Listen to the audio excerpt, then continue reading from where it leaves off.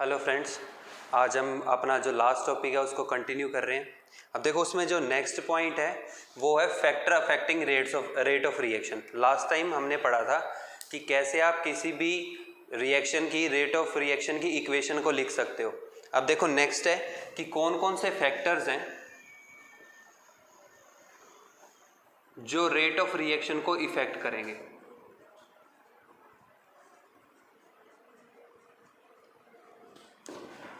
Factors affecting rate of reaction. देखो इसमें जो सबसे पहला पॉइंट है वो है कंसंट्रेशन का।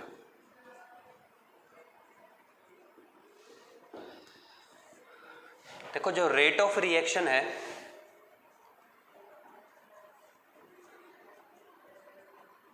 वो डायरेक्टली प्रोपोर्शनल होता है कंसंट्रेशन ऑफ रिएक्टेंट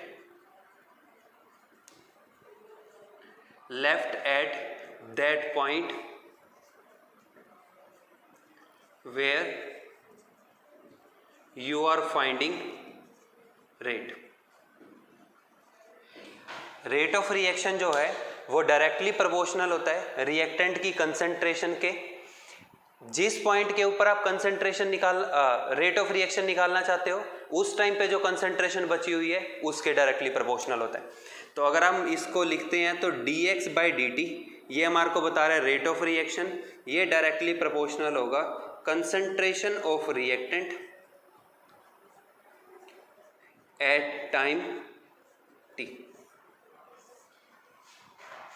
तो अब जैसे जैसे कोई रिएक्शन मूव करती है तो हमने ये पढ़ा था कि जो रिएक्टेंट की कंसंट्रेशन है वो धीरे धीरे डिक्रीज होती है। हमने लास्ट टाइम लिखा भी था कि पहले एक रिएक्टेंट है A, उसकी कंसंट्रेशन जो है वो A थी, फिर हमने लिखा था टाइम t पे जो कंसंट्रेशन है वो A-x है।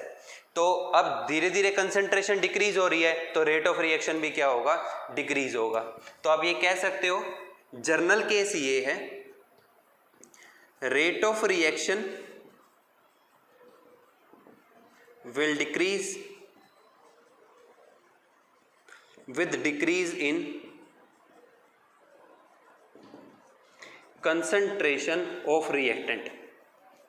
देखो बच्चों इनमें एक दो एक्सेप्शन होती हैं, वो जब हम आगे टॉपिक कंटिन्यू करेंगे तो मैं आपको बताऊंगा।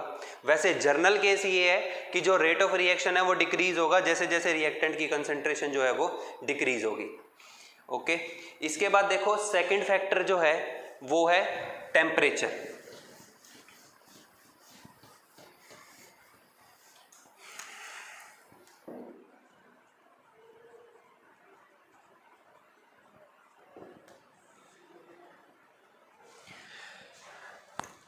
देखो टेम्परेचर रेट को कैसे इफेक्ट करेगा। देखो जब मान लो कि A और B आपस में रिएक्ट करके प्रोडक्ट बना के दे रहे हैं C, ये कोई एक जर्नल रिएक्शन है।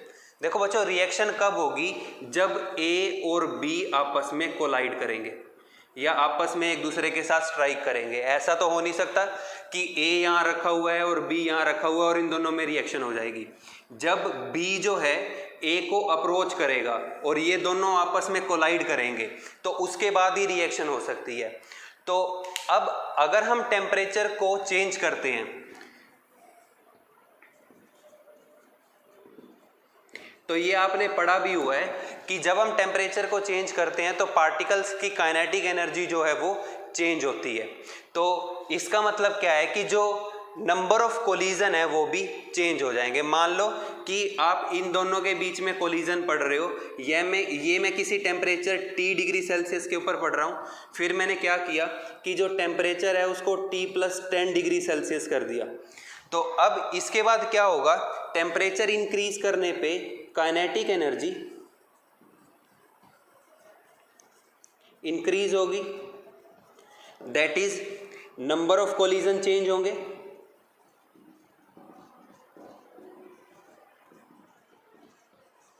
नंबर ऑफ कोलिजन चेंज होंगे तो इसका मतलब क्या है कि जो रेट ऑफ रिएक्शन है वो भी चेंज होगा। जर्नल केस ये है, ये हम आगे टॉपिक डिटेल में पढ़ेंगे भी कि टेम्परेचर का रेट ऑफ रिएक्शन के ऊपर क्या इफेक्ट पड़ता है। जर्नल पॉइंट ये है कि on increasing temperature by 10 degree Celsius अगर हम टेम्परेचर को 10 डिग्री सेल्सियस राइज करते हैं तो रेट ऑफ रिएक्शन जो है becomes almost double two triple. भाई अगर हम टेम्परेचर को 10 डिग्री सेल्सियस चेंज करते हैं तो रेट ऑफ रिएक्शन जो है वो डबल हो जाता है या ट्रिपल हो जाता है। इसका मतलब क्या है कि जो रेट ऑफ रिएक्शन है वो किस पे डिपेंड करती है, टेम्परेचर के ऊपर। तो बच्चों पहला फैक्टर हमने पढ़ा कंसंट्रेशन, दूसरा फैक्टर हमने पढ़ा टेम्परेचर। इसके बाद देखो थर्ड जो पॉइंट है वो है कैटलिस्ट।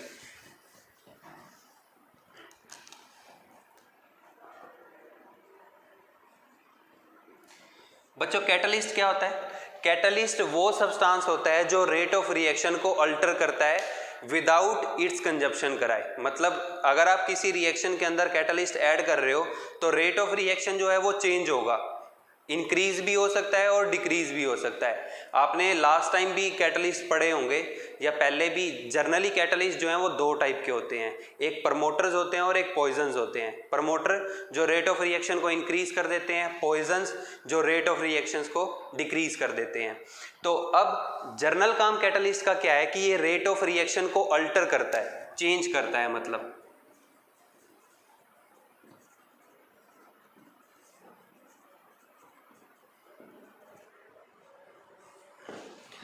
अब इस केस के अंदर आपने एक चीज का ध्यान रखना है कि कैटलिस्ट कभी भी कंज्यूम नहीं होता रिएक्शन के अंदर। No change in concentration of catalyst during reaction. भाई आपने रिएक्शन के अंदर जितना कैटलिस्ट डाला है, रिएक्शन होने के बाद उतना कैटलिस्ट वापस से रीजनरेट हो जाता है। तो इसका मतलब क्या है कि कैटलिस्ट रेट ऑफ रिएक्शन को अल्टर तो करता है लेकिन खुद कभी भी रिएक्शन के अंदर यूज नहीं होता। ओके, इसके बाद देखो जो नेक्स्ट पॉइंट है वो है प्रेशर। रिएक्शन चल रही है फॉर गैसियस रिएक्शन। कोई भी गैसियस रिएक्शन जो है उसमें रेट ऑफ रिएक्शन हमेशा ही प्रेशर के ऊपर डिपेंड करेगा। आपको अगर ध्यान हो तो हमने गैसियस रिएक्शंस के लिए रेट ऑफ रिएक्शन की इक्वेशन बनाई थी, तो हमने वहां पे भी पढ़ा था कि अगर final pressure minus initial pressure कर रहे थे तो अगर प्रेशर चेंज होगा तो रेट ऑफ रिएक्शन भी क्या होगा, चेंज। तो आपने ये पॉइंट वन बाय वन ध्यान रखने हैं कि कौन कौन से फैक्टर्स जो हैं वो रेट ऑफ रिएक्शन को इफेक्ट करते हैं। ओके, इसके बाद एक फैक्टर है pH. pH of medium in which reaction is occurring। Medium का मतलब क्या होता है? जिस बेस के अंदर रिएक्शन हो रही है। आप मान लो कि आप NaCl की रिएक्शन करा रहे हो, जैसे आप डिस्प्लेसमेंट पढ़ते हो या डबल डिस्प्लेसमेंट रिएक्शन पढ़ते हो, भाई हम NaCl की रिएक्शन सिल्वर नाइट्रेट के साथ करा रहे हैं। तो ये आपने +1 में भी पढ़ा था कि डिस्प्लेसमेंट होती है, सिल्वर क्लोराइड बन जाता है, AgCl बन जाता है और सोडियम नाइट्रेट बनता है NaNO3। अब देखो कभी भी ऐसा नहीं होगा कि सॉलिड ए और सॉलिड ए आप रख दिया और रिएक्शन हो जाएगी। पहले आपको इसका सॉल्यूशन बनाना पड़ेगा, या तो इसके सॉल्यूशन के अंदर इसको ऐड करोगे या आप इन दोनों का सॉल्यूशन मिक्स करोगे। तो मान लो कि मैंने इसका एक्वस सॉल्यूशन लिया हुआ है और मैंने इसका भी एक्वस सॉल्यूशन लिया हुआ है। तो अब मीडियम यहाँ पे एक्वस का मतलब क्या होता है? वाटर। वाटर हमने यहाँ पे क्या यूज किया हुआ है? सॉल्वेंट। तो बच्चों सॉल्वेंट का जो पीएच है वो भी रिएक्शन को इफेक्ट करेगा। अगर आप पीएच चेंज करोगे तो जो मोड ऑफ रिएक्शन है वो हमेशा चेंज हो जाता है। आपने फॉर IIT PMT स्टूडेंट्स जो IIT PMT प्रिपेयर कर रहे हैं ये पॉइंट ध्यान रखने हैं। थ्योरेटिकल टॉपिक आता है, ऐसे ही क्वेश्चन आता है कि कौन कौन से फैक्टर्स हैं जिनके ऊपर रेट ऑफ रिएक्शन डिपेंड करती है। तो आपको ये बीच में ध्यान रखना है कि पीएच मीडियम का भी होगा, उसके ऊपर भी जो रेट ऑफ रिएक्शन है वो डिपेंड करेगी। ओके, अब हम वन बाय वन इन सभी पॉइंट्स के बेस पे देखते हैं कि रेट ऑफ रिएक्शन कैसे इफेक्ट होती है। अब देखो इसके बाद आपने +1 में इक्विलिब्रियम में एक टर्म पढ़ी थी, law of mass action.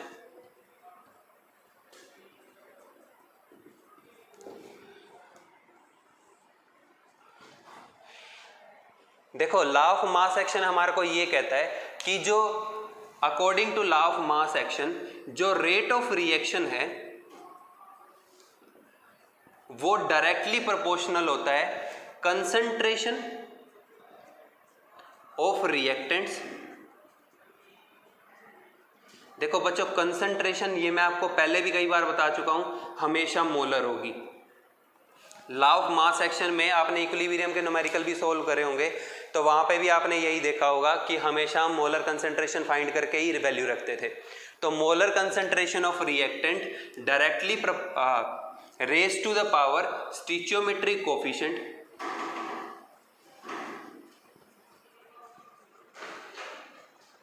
Of that reactant.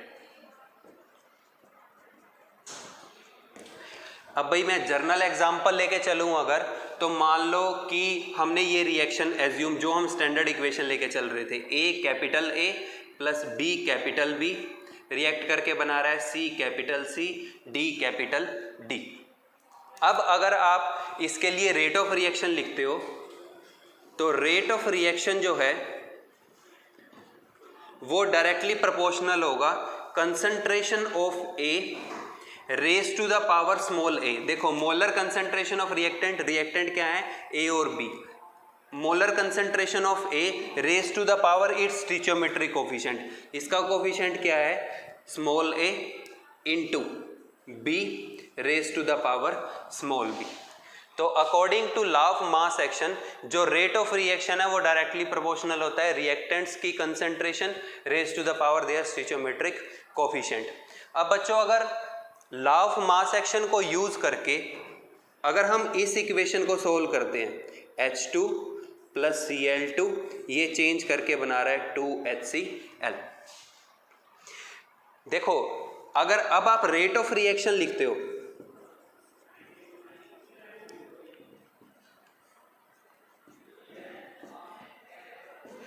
तो ये डायरेक्टली प्रोपोर्शनल आना चाहिए molar concentration of H2 raise to the power 1 molar concentration of Cl2 raise to the power 1। Unit की स्टार्टिंग में मैंने आपको एक चीज बताई थी कि जो रेट ऑफ रिएक्शन है ये हम एक्सपेरिमेंटली फाइंड करते हैं,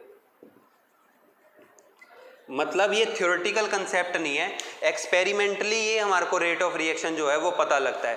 तो अब एक्सपेरिमेंटली इस रिएक्शन का जो रेट है वो इसके बराबर नहीं आता। भाई जब हम एक्सपेरिमेंटली इस रिएक्शन का रेट फाइंड करते हैं तो वो H2 और Cl2 की कंसंट्रेशन के ऊपर डिपेंड नहीं करता। तो इसका मतलब ये था कि जो लॉ ऑफ मास एक्शन है इसकी आ रही थी यहां पे limitation.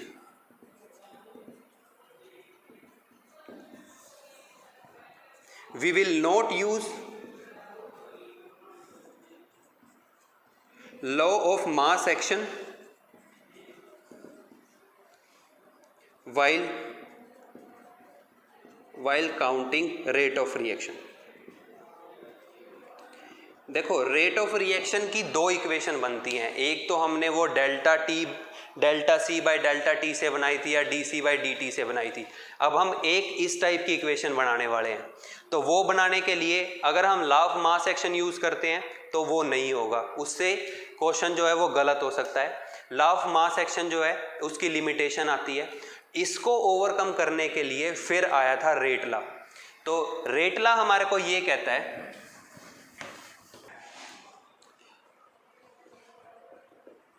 According to rate law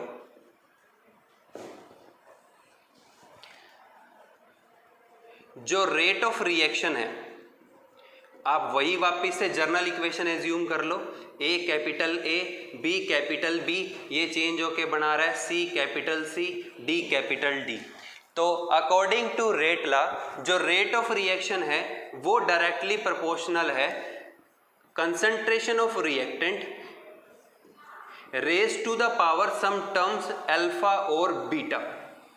भाई जो रेट ऑफ रिएक्शन है वो कंसंट्रेशन की पावर किसी अल्फा और बीटा पे डिपेंड करता है, और अल्फा और बीटा ये ए और बी के बराबर हो भी सकते हैं और नहीं हो सकते। वो हम अभी क्वेश्चन जब सोल्व करेंगे तो उसमें हम पढ़ेंगे कि आपको कैसे फाइंड करना है ये। अब पहला पॉइंट इसमें सबसे पहला ये है कि अल्फा और बीटा मे और मे नॉट बी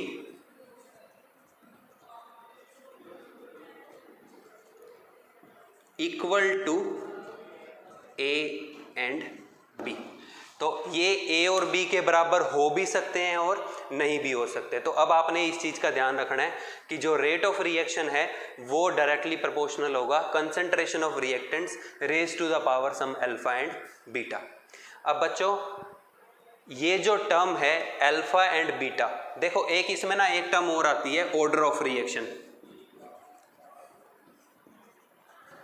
जो ऑर्डर ऑफ रिएक्शन है वो हमेशा बराबर होता है, या फाइंड कर सकते हो कि जितनी भी कंसंट्रेशन टर्म्स हैं उन कंसंट्रेशन टर्म्स में जब आप रेट की इक्वेशन लिख लेते हो तो रेट ऑफ रिएक्शन की इक्वेशन लिखने के बाद जो कंसंट्रेशन टर्म की पावर है उसका जो सम है वो हमेशा ऑर्डर ऑफ रिएक्शन के बराबर आता है। ठीक है, अब देखो कि हमें पता कैसे लगेगा कि अल्फा और बीटा को कब ए और बी के बराबर रखना है या कब कोई और वैल्यू रखनी है। ठीक है, तो सबसे पहले अब देखो इसको प्रोपोर्शनलिटी को हटाते हैं, तो रेट ऑफ रिएक्शन जो है वो इक्वल आ जाएगा के इंटू कंसंट्रेशन ऑफ ए की power some alpha into concentration of B की पावर सम बीटा। जो यहाँ पे मैंने ये टर्म यूज की है के यहाँ पे हम एब्रीवेशन यूज कर रहे हैं इसके लिए रेट कांस्टेंट। देखो रेट कांस्टेंट क्या होता है, अगर मैं कंसंट्रेशन ऑफ ए और कंसंट्रेशन ऑफ बी की वैल्यू को 1 ले लेता हूं किसी टाइम पे, तो इस टाइम पे क्या होगा कि जो रेट ऑफ रिएक्शन है अगर आप 1 की पावर कुछ भी कर लो वो 1 आएगा। तो अब इसके बाद रेट ऑफ रिएक्शन जो है वो किसके इक्वल हो जाएगा, के के। तो रेट कांस्टेंट क्या है, रेट कांस्टेंट वो रेट ऑफ रिएक्शन है when concentration of reactant is unity। Unity मतलब 1। भाई जब कंसंट्रेशन ऑफ रिएक्टेंट्स को आपने 1 ले लिया तो उस टाइम पे जो रेट ऑफ रिएक्शन आ रहा होगा उसको हम कहते हैं रेट कांस्टेंट। बच्चों जब भी आप रेट कांस्टेंट फाइंड कर रहे हो तो रेट कांस्टेंट के लिए ये जो टॉपिक है फॉर बोर्ड प्रोस्पेक्टिव और फॉर IIT PMT प्रोस्पेक्टिव, यहाँ से 1 या 2 नंबर का बोर्ड के लिए 1 नंबर का और जो 2 नंबर का क्वेश्चन आता है वो प्रोबेबली यहीं से ही होता है, और IIT PMT के लिए भी हमेशा क्वेश्चन जो है वो यहाँ से ही बनता है इसी टॉपिक पे से। तो आपने ध्यान रखनी है चीज़ें। अब देखो जो रेट लॉ है ये हमने टेम्परेचर को फिक्स करके निकालना है। भाई अगर आप टेम्परेचर को चेंज करोगे तो रेट ऑफ रिएक्शन क्या हो जाएगा, चेंज। तो अब आपने एक चीज का ध्यान रखना है, मैं ये आपको इंपॉर्टेंट करके लिख के दे देता हूं कि at constant temperature value of rate constant will always be constant। जब टेम्परेचर कांस्टेंट होगा तो रेट कांस्टेंट हमेशा कांस्टेंट होगा फॉर ए सर्टेन रिएक्शन। भाई अगर कोई भी रिएक्शन है तो उस रिएक्शन के लिए रेट कांस्टेंट की जो वैल्यू है वो कांस्टेंट होगी कब, जब आप टेम्परेचर की वैल्यू को क्या रख रहे हो, फिक्स। अगर आपने टेम्परेचर को चेंज कर दिया तो value of rate constant will change. आपने ये चीज का ध्यान रखना है कि रेट कांस्टेंट की जो वैल्यू है वो किससे चेंज होगी, जब हम टेम्परेचर को चेंज कर देंगे। ठीक है,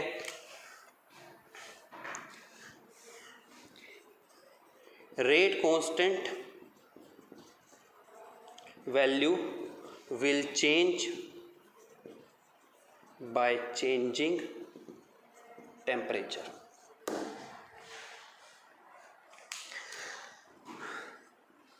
इसके बाद इसमें नेक्स्ट पॉइंट ये है कि जो रेट कांस्टेंट की वैल्यू इंडिपेंडेंट होती है रिएक्टेंट की कंसंट्रेशन के। अब मैं आपको एक जर्नल एग्जांपल लेके ये एक्सप्लेन करता हूं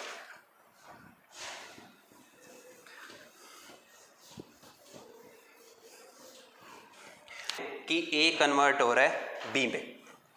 तो इनिशियली वही t is equal to 0 second मान रहे हैं। लेट इसकी कंसंट्रेशन a मोल पर लीटर है, इसकी कंसंट्रेशन 0 होगी at t is equal to t second. Let इसकी कंसंट्रेशन जो है वो a माइनस एक्स मोल पर लीटर बन रही है। अब देखो ये x डिक्रीज हुआ है तो ये x इंक्रीज होगा, 1:1 का ही क्वेश्चन है, तो ये आ जाएगा x मोल पर लीटर। तो अब इस केस के अंदर चाहे आप रेट जो है, if you are finding rate at t is equal to 0 second, अगर भाई 0 सेकेंड के ऊपर भी आप रेट फाइंड करना चाहते हो, देखो जो रेट ऑफ रिएक्शन है वो किस पे डिपेंड करता है, कंसंट्रेशन ऑफ रिएक्टेंट पे। तो टाइम t की वैल्यू जब 0 है तो A की कंसंट्रेशन मैक्सिमम है। इसका मतलब क्या है कि जो रेट ऑफ रिएक्शन है वो मैक्सिमम होगा, लेकिन इस पॉइंट के ऊपर और इस पॉइंट के ऊपर रेट ऑफ रिएक्शन तो अलग है, लेकिन जो वैल्यू ऑफ रेट कांस्टेंट है वो हमेशा क्या रहेगी, फिक्स। भाई मैं अगर t इज इक्वल टू 0 पे, मैं यहाँ पे पहले तो ये मान लेता हूँ कि जो इस केस के अंदर मैं अल्फा है उसको a के बराबर लेके चल रहा हूँ। यहाँ पे a की वैल्यू, स्मॉल a की वैल्यू क्या होगी, 1। तो अगर t is equal to 0 second पे मैं रेट निकाल रहा हूँ, रेट ऑफ रिएक्शन जो है वो डायरेक्टली प्रोपोर्शनल होगा a की कंसंट्रेशन 1। तो time t is equal to 0 पे कंसंट्रेशन a की कितनी है, small a raise to the power 1। अब इसके बाद अगर आप at t second rate find कर रहे हो तो रेट क्या आएगा, रेट डायरेक्टली प्रोपोर्शनल होगा कंसंट्रेशन ऑफ a की पावर 1, वो कितनी है, a minus X raise to the power 1। भाई इस टाइम t सेकेंड पे a की कंसंट्रेशन कितनी बची हुई है, a माइनस एक्स, जो हमने रेट लॉ में लिखा भी था कि रेट ऑफ रिएक्शन किस पे डिपेंड करेगा, रिएक्टेंट की बची हुई कंसंट्रेशन पे एट दैट टाइम। तो t सेकेंड के ऊपर a की कितनी कंसंट्रेशन बच रही है, a माइनस एक्स, वो हमने यहाँ पे रख दिया। अब दोनों टाइम पे रेट तो अलग आएगा, भाई वैल्यू ऑफ a अलग है, value of a minus x अलग है, लेकिन दोनों पॉइंट के ऊपर जो वैल्यू ऑफ रेट कांस्टेंट है, value of rate constant will remain constant for both time. जो रेट कांस्टेंट की वैल्यू है वो दोनों टाइम पे क्या होगी, सेम। हाँ, टेम्परेचर सेम रहना चाहिए, ठीक है। तो यहां से आपको एक चीज समझ में आ गई होगी कि रेट कांस्टेंट जो है, रेट कांस्टेंट किस पे डिपेंड करता है, टेम्परेचर पे। अगर टेम्परेचर चेंज करोगे तो रेट कांस्टेंट की वैल्यू जो है वो चेंज हो जाएगी। दूसरा, रेट कांस्टेंट जो है वो चेंज होगा चेंजिंग टेम्परेचर। हाँ, और एक पॉइंट हमने ये पढ़ा था कि रेट कांस्टेंट की वैल्यू कंसंट्रेशन ऑफ रिएक्टेंट के ऊपर डिपेंड नहीं करती। Rate of reaction concentration dependent है, रेट कांस्टेंट कंसंट्रेशन डिपेंडेंट नहीं है। होप सो ये पॉइंट आपको समझ में आ गया होगा। इसके बाद देखो इसमें जो नेक्स्ट पॉइंट है वो है कि आप ये जो रेट कांस्टेंट है इसकी यूनिट कैसे, आपने रेट की यूनिट तो निकाल ली, अब रेट कांस्टेंट क्या होगा, रेट कांस्टेंट की यूनिट क्या होगी। तो अभी हमने लिखा कि जो रेट ऑफ रिएक्शन है वो इक्वल आ रहा है कोई कांस्टेंट k इनटू में concentration term raise to the power n। Let मैं मान लेता हूं कि जो रिएक्शन है वो n ऑर्डर की है। भाई जर्नल रिएक्शन ये मान लिया NO कन्वर्ट होके B बना रहा है, और मैंने यहाँ पे क्या किया, अल्फा को N के बराबर ले लिया यहाँ पे। तो अब इस केस के अंदर रेट ऑफ रिएक्शन को हम कैसे लिख रहे थे, change in concentration with respect to change in time. ये किसके इक्वल आ रहा है, K इंटू कंसंट्रेशन टर्म की पावर N। सोल्व करने के लिए इसको यहाँ ले आते हैं, तो चेंज इन कंसंट्रेशन, दो कंसंट्रेशन को सब्ट्रैक्ट कर रहे हो तो कंसंट्रेशन बचेगी, यूनिट क्या होगी, वही मोल पर लीटर। नीचे क्या आ रहा है, दो टेम्परेचर का डिफरेंस, टेम्परेचर, तो यहाँ पे नीचे यूनिट बन रही होगी टाइम, सॉरी, तो नीचे यूनिट बच रही होगी टाइम, इनटू में कंसंट्रेशन की पावर N, और ये कंसंट्रेशन भी क्या है, मोल पर लीटर। तो अब यहाँ पे अपने पास ये टर्म ऊपर जाके माइनस हो जाएगी, यहाँ पे पावर 1 है, तो K किसके इक्वल आ रहा होगा, K इक्वल आ रहा होगा कंसंट्रेशन की power 1 minus N upon time. Concentration मतलब मोल पर लीटर, तो यहाँ पे क्या बन रहा होगा, इसको आप ऐसे भी लिख सकते हो, मोल की पावर 1 माइनस N, लीटर की power N minus 1 time inverse. N यहाँ पे क्या है, N रिप्रेजेंट कर रहा है ऑर्डर ऑफ रिएक्शन को। तो बच्चों ये स्टैंडर्ड केस है, यहाँ से आप रेट कांस्टेंट की जो यूनिट है उसको फाइंड कर सकते हो। अभी जब हम आगे टॉपिक को कंटिन्यू करके क्वेश्चन करेंगे तो बहुत सारे क्वेश्चन जो हैं वो रेट कांस्टेंट की यूनिट से ही सोल्व हो जाते हैं। आपको वो रेट कांस्टेंट की यूनिट बता देगा या रेट कांस्टेंट की वैल्यू दे देगा और कहेगा बताओ ऑर्डर क्या है रिएक्शन का, तो आप यूनिट देखोगे और आप यूनिट से जज कर सकते हो कि ऑर्डर क्या आएगा। मैं एक एग्जांपल से आपको ये एक्सप्लेन कर देता हूँ। अब जैसे मान लो कि हमारे पास ये रिएक्शन आ जाती है, 2A कन्वर्ट होके B बना रहा है, कोई भी इक्वेशन है, उसने हमारे को ये कह दिया कि इस रिएक्शन के लिए for that reaction value of K is 1.6 into 10 raise to power -3, mole की पावर 1, लीटर की पावर -1 सेकेंड इनवर्स। तो वो हमारे को ये कह देगा इसमें बताओ ऑर्डर क्या होगा। अब देखो बच्चों, क्वेश्चन के अंदर इससे आप उसने हमारे को रेट कांस्टेंट की वैल्यू ही बता दी। तो रेट कांस्टेंट की जो वैल्यू है, आप यहाँ पे ना अब ऑर्डर की वैल्यू रख के देखो और देखो किस ऑर्डर के लिए जो यूनिट है रेट कांस्टेंट की वो इससे मैच कर सकती है। ये स्टैंडर्ड फॉर्मूला है। अगर मैं इस स्टैंडर्ड फॉर्मूला के अंदर n की वैल्यू को 0 रखता हूं तो वो एग्जैक्टली इससे मैच कर जाएगी। तो इससे हमें ये पता लग गया कि ये जो रिएक्शन है ये 0 ऑर्डर की है। भाई ये जो रिएक्शन है वो 0 ऑर्डर की है। 1 माइनस 0 1 बचेगा, 0 माइनस 1 -1, टाइम इनवर्स वो सेकेंड इनवर्स दे रखा है। तो अब आपको पता लग गया कि ये जो रिएक्शन है ये 0 ऑर्डर की है। तो अब आप इसकी रेट की इक्वेशन भी लिख सकते हो। तो रेट ऑफ रिएक्शन जो है वो क्या होगा, ये हम लिख रहे थे कि वो इक्वल होता है K इंटू A की पावर सम अल्फा। फिर हमने पढ़ा था कि कंसंट्रेशन टर्म की पावर का सम किसके बराबर होता है, ऑर्डर ऑफ रिएक्शन के। इस टाइम पे दूसरी टर्म तो है नहीं, तो अब ऑर्डर कितना आ रहा है 0। इसका मतलब है कि जो ये हमारे पास टर्म थी, ऐसे लिखा था हमने n is equal to alpha plus beta, beta term given ही नहीं है। अब n 0 है तो इसका मतलब है अल्फा की वैल्यू क्या होगी 0। तो इस रिएक्शन के लिए जो रेट ऑफ रिएक्शन है वो इक्वल आ रहा होगा कि किसी की भी पावर 0 करते हो तो 1 आ जाता है, तो रेट ऑफ रिएक्शन किसके इक्वल आ जाएगा, K के, that is value of rate constant. तो ये आपने ध्यान रखना है, ये इंपॉर्टेंट है।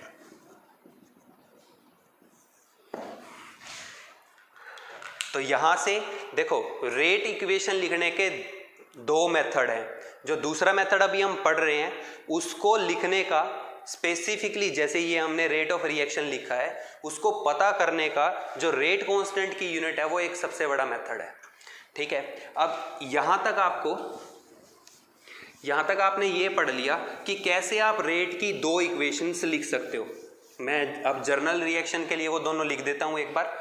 ए capital A, B capital B, ये कन्वर्ट होके बना रहा है C capital C, D capital D. Rate of reaction ये इक्वल होगा जो हमने पहले मेथड से पढ़ा था, -1/a D of A by D T is equal to -1/b D of B by D T is equal to, reactants के लिए माइनस आ गया, अब product 1/c D of capital C bye D T which is equal to 1/d D of capital D by D T. ये हमने कल पढ़ा था। आज हमने ये पढ़ा है कि जो रेट है वो किसके इक्वल आएगा, concentration terms raise to the power coefficient alpha और बीटा विच मे और may not be equal to A and B. तो अब ये आ जाएगा a की पावर k इंटू a की पावर सम अल्फा और b की पावर सम बीटा। ये अल्फा और बीटा जो है ये a और b के बराबर हो भी सकता है और नहीं भी हो सकता, वो अभी हम आगे डिस्कस करेंगे कैसे पता लगेगा। यहाँ तक हमने दो इक्वेशंस जो हैं वो ड्रॉ कर लिए, ठीक है। अब सबसे बड़ा क्वेश्चन ये आता है कि हमें पता कैसे लगेगा कि a और b को अल्फा और बीटा के बराबर लिखना है या नहीं लिखना। अगर मान लो कि उसने हमारे को कोई इक्वेशन लिख रखी है और वो हमारे को इस इक्वेशन के अंदर सिर्फ ये कह रहा है कि value of rate constant for that reaction is 1.3 into 10⁻⁻⁴ second inverse. Find order, right rate equation.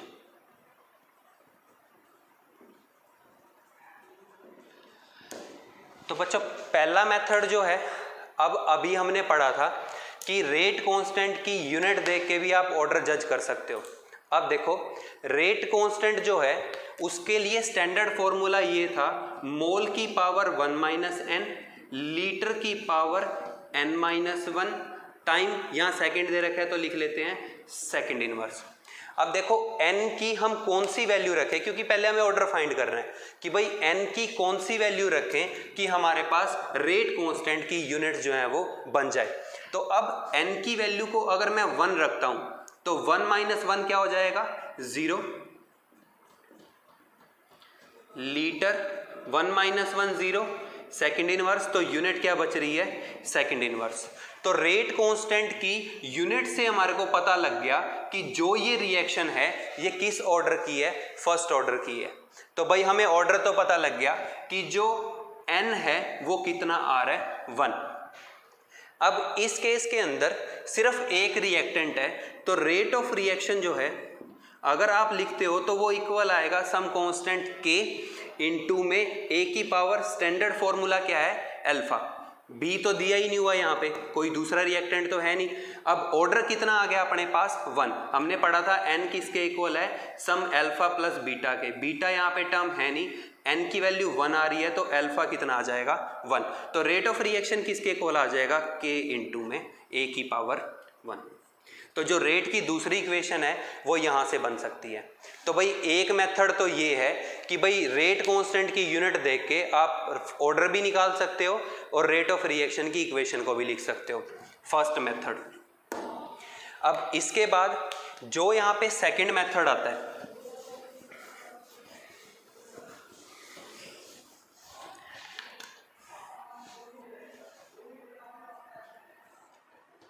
अगर उसने हमारे को ये लिख दिया रिएक्शन और ये का right rate equation and find order. भाई उसने हमारे को कोई भी रिएक्शन दे दी और उस रिएक्शन के बाद उसने हमारे को ये कह दिया कि रेट की इक्वेशन लिखो और ऑर्डर फाइंड करो। यहाँ पे k तो गिवन नहीं है। अब हमारे को उसने इस रिएक्शन के लिए कोई इंफॉर्मेशन नहीं दी हुई, तो आपने ये ध्यान रखना है कि अगर उसने कोई भी इंफॉर्मेशन नहीं दी हमें, तो अब हमें क्या करना पड़ेगा, जो अल्फा की वैल्यू है उसको किसके इक्वल लेके चलना पड़ेगा, ए के। तो अब इस इक्वेशन के लिए जो रेट ऑफ रिएक्शन है वो किसके इक्वल होगा, सम कांस्टेंट के इनटू में ए की पावर। अब देखो वैसे तो यहाँ पे 1 है और यहाँ पे क्या आ जाएगा 1। अगर स्टैंडर्ड केस से करें A capital A, B capital B, convert होके C capital C, D capital D बना रहा है, कुछ गिवन नहीं है, सेम स्टेटमेंट से इसको सोल्व करते हो तो रेट ऑफ रिएक्शन जो है वो इक्वल होगा k इंटू में a की पावर। अब कुछ बताया ही नहीं हुआ उसने, तो इस टाइम पे हमने क्या करना है, अल्फा को किसके इक्वल लेके चलना है, a के। यहाँ पे b भी है तो b को किसके, बीटा को किसके इक्वल लेके चलना है, स्मॉल b के। तो इस रिएक्शन के लिए अगर कुछ मेंशन नहीं है, जो ये स्टेटमेंट थी अगर ये था, तो उस टाइम पे रेट ऑफ रिएक्शन जो है वो ये इक्वेशन से बनेगा, डायरेक्टली आप लिख सकते हो। इसके बाद बच्चों सेकंड मेथड तो ये है भाई, अगर कुछ नहीं बताया हुआ, कुछ नहीं का मतलब आप ये ध्यान रख सकते हो कि अगर k वैल्यू गिवन नहीं है and no other term return, तो इस टाइम पे रेट की इक्वेशन जो है वो डायरेक्टली बनानी है, अल्फा और बीटा किसके इक्वल आ जाएंगे, a और b के। बच्चों थर्ड मेथड जो है